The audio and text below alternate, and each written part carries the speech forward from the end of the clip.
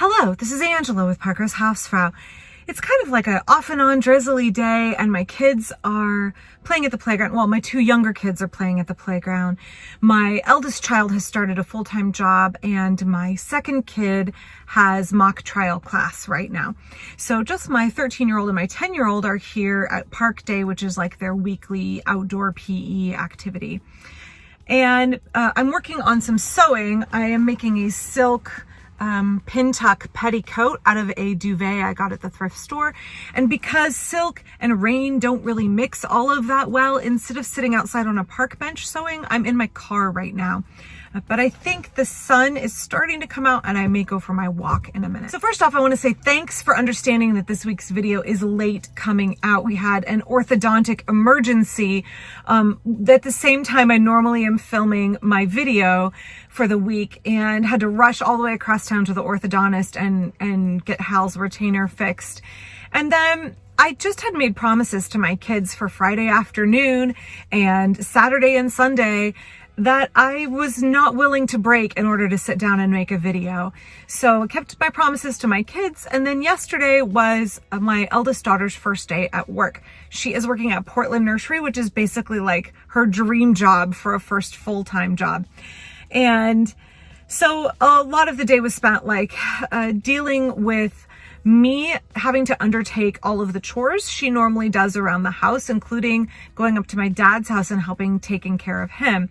And then I spent a big chunk of the afternoon working on my dad's taxes. So it's Tuesday and I'm sorry that this is the day my normal Friday video is getting filmed. That's just life. Like, I know that folks can have really high expectations of YouTubers and like my priorities are my nuclear family and my garden and my immediate community. And while I really, really value the YouTube community that's there, the needs of my kids are going to take precedence and it means that sometimes videos get pushed off. And funny enough, that is actually the topic of today's video is our households.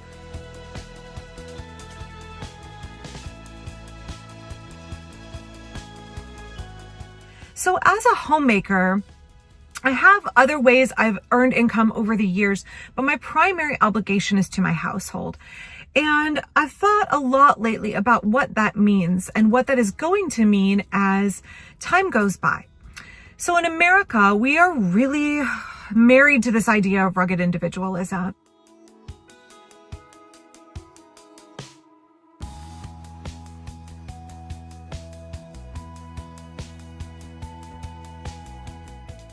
It's a really toxic notion in our culture.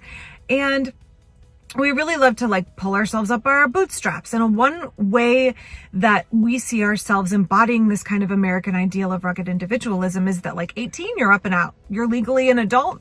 You break away from your household and you go and you have your own separate life. For a lot of families in the pandemic, that is not what is happening. It has meant for them that their kids either aren't ready to go to college because they've been struggling with trying to finish high school at a time that is really stressful and where academics have been kind of shifted and morphed as we've had online school, or for kids who are homeschooled like my kids, they've lost so many of their social outlets and their classes. Like homeschoolers take classes, unschoolers take classes, and we also have been just as impacted by COVID and the loss of so much of the depth of our educational experience and needing to find new ways to access the kinds of social and educational interactions that we want to have. So because of that, and because of concerns about getting sick, I've seen so many friends whose kids are either taking a gap year,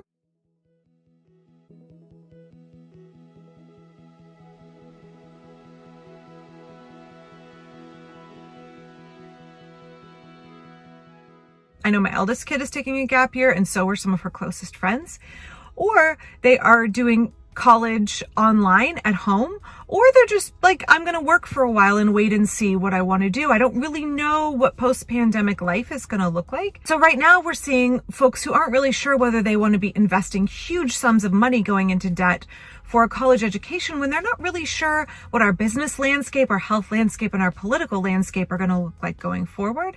And we're also seeing young adults, adolescents who are kind of emotionally, stunted isn't the right word, but emotionally kind of delayed in their maturation. And maybe they aren't ready to be making those big life decisions yet because they've been experiencing 2 years of trauma.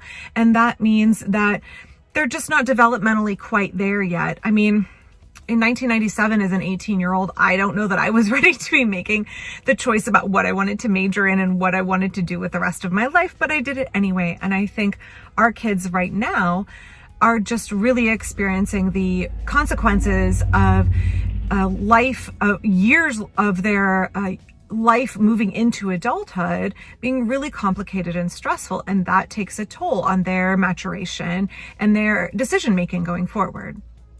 So when I'm thinking about my household, I am thinking about the fact that I have a 19-year-old, a 17-year-old, a 13-year-old, and a 10-year-old, my spouse, and then 1 block away lives my dad. So I consider him part of our household because I help take care of him on a daily basis. And yet he lives in a different building. So it's not quite the same as if he were living in our house, but I consider him part of our household, definitely part of our daily routine. So for a lot of people, this concept of a nuclear family and the concept of when we reach adulthood and when we need to separate from our parents or our caregivers is starting to shift in the American landscape in a lot of places. Part of that is because we're seeing immigrant families who have much more of a rich cultural tradition of multi-generational households.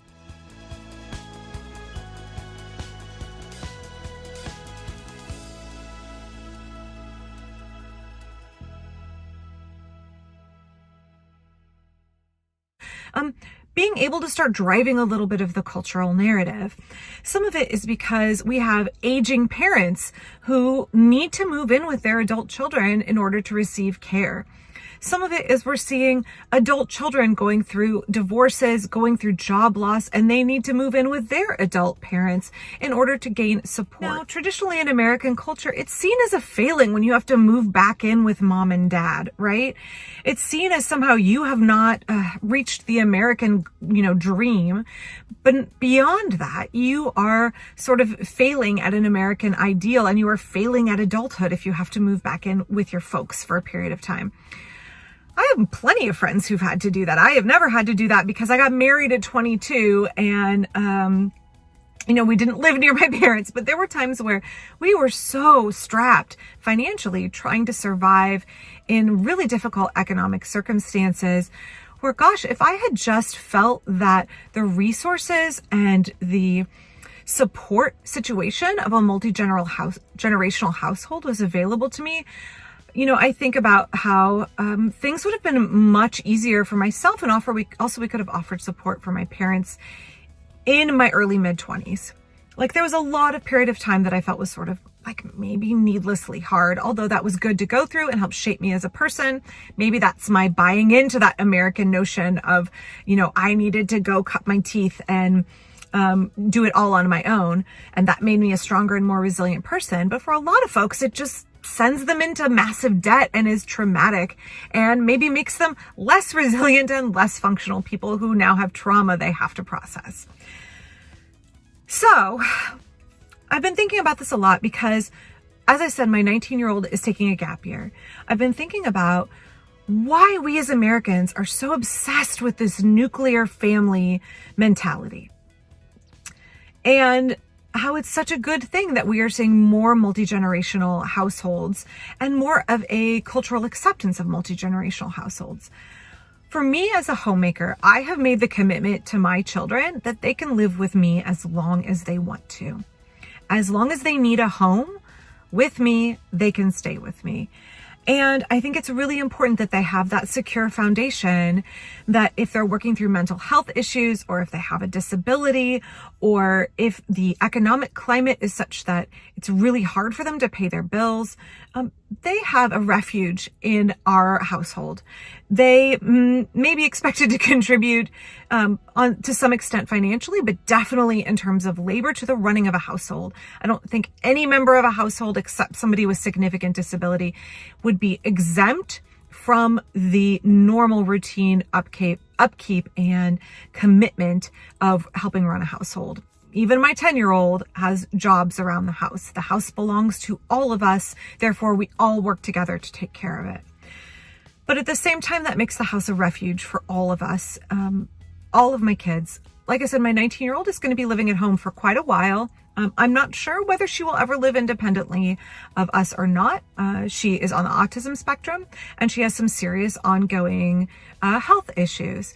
And so, that's meant like right now she doesn't drive. I drive her to work, and she's got this new full-time job, 40 hours a week, which is like fantastic. And she's working on going to community college online, but she's just not ready to live independently. And I don't think that that's a bad thing. I don't think that that's something that we should criticize.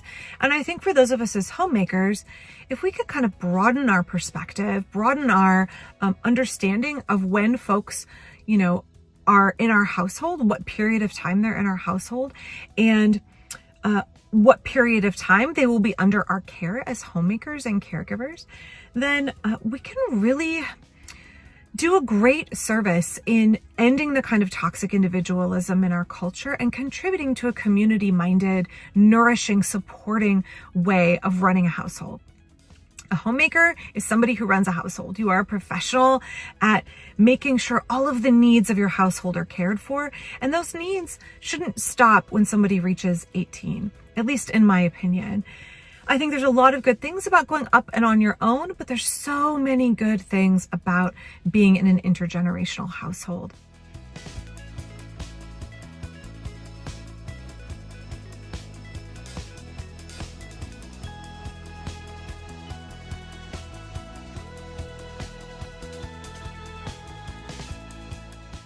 For me, that's something that I've committed to.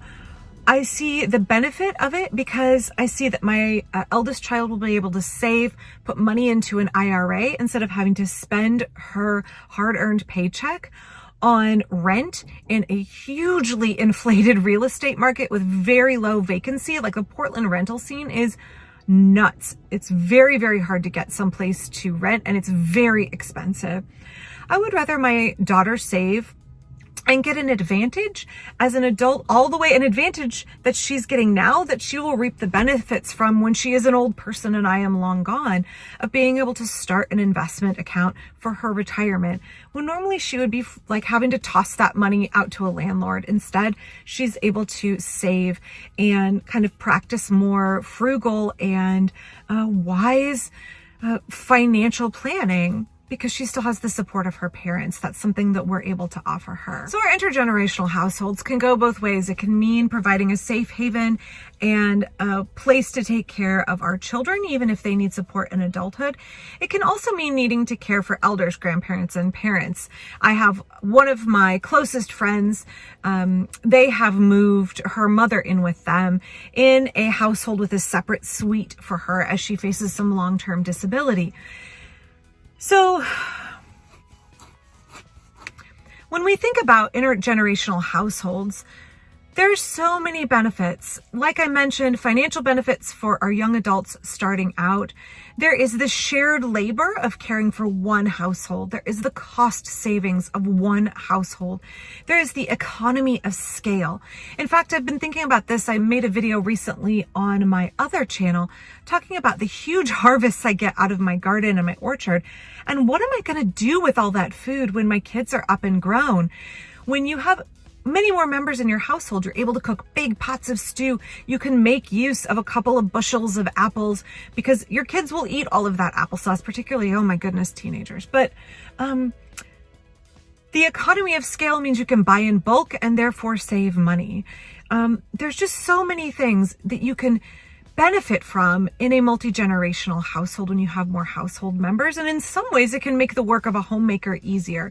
Now, there's obviously the stresses, there's the interdynamics and personality clashes of having more people in your household.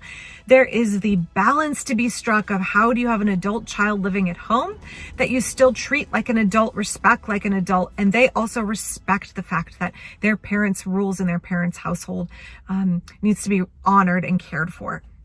That is a really difficult balance, and I think it's really important when you have adults of different generations living together that you sit down and craft a guideline or craft a letter of understanding about how you all are going to interact and what the expectations are from all parts. Obviously, as I've spoken on many of my videos, I think it's also really good and important to take courses on nonviolent communication, effective communication, active listening, things like that, conflict resolution. All of that helps when you're living in an intergenerational household. I know for me, it can also really help work through some of the issues from your childhood. Having to work with my dad on a daily basis, that makes me face a lot of things from my childhood and realize that I need to process them and work through them. That I think if I just had a really big separation, I would never have to do that. So I guess I would just encourage you all, if you are a homemaker, thinking about what your homemaking looks like going into the future, what your household may look like going into the future. Homemakers can have a household of 1, and they can have a household of 20. It really depends on your individual circumstances, but thinking about a really uncertain political climate, a global health situation, which is potentially uncertain, and an economic situation, which is untenable for a lot of young people and a lot of elderly people, at least in America. Late stage capitalism does not really lend itself to making it possible for young people to function the same way that we did when we were kids, or when our parents' generation did when they were kids. By that, I mean late teens, early 20s. So when we're looking at that kind of shifting cultural, health, political landscape going forward, maybe we need to think about our expectations as homemakers and how we want to make our home a hospitable, safe haven for those in our families. And think really carefully about what we want our future to be like, and what we want to and are willing to give and embrace.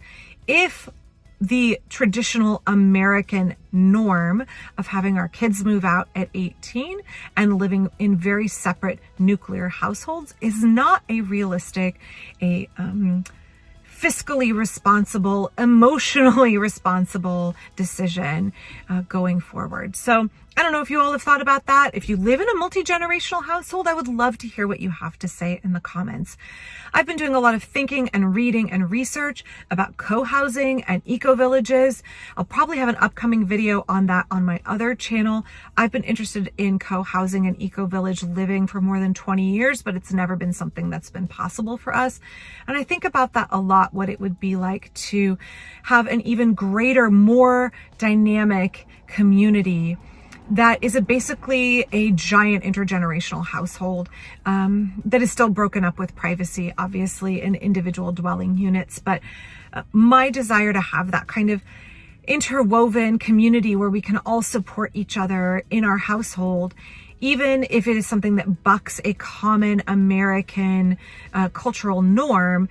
What would that look like if we bucked the norm even harder and we were to move into an eco-village or co-housing situation, or perhaps start one? So those are things that are just, on my mind. I would love to hear your thoughts. I will be back, well, I would say next week, but this is Tuesday. So I will be back later this week on Friday. I hope you are doing well and your household is doing well and staying safe. Thanks.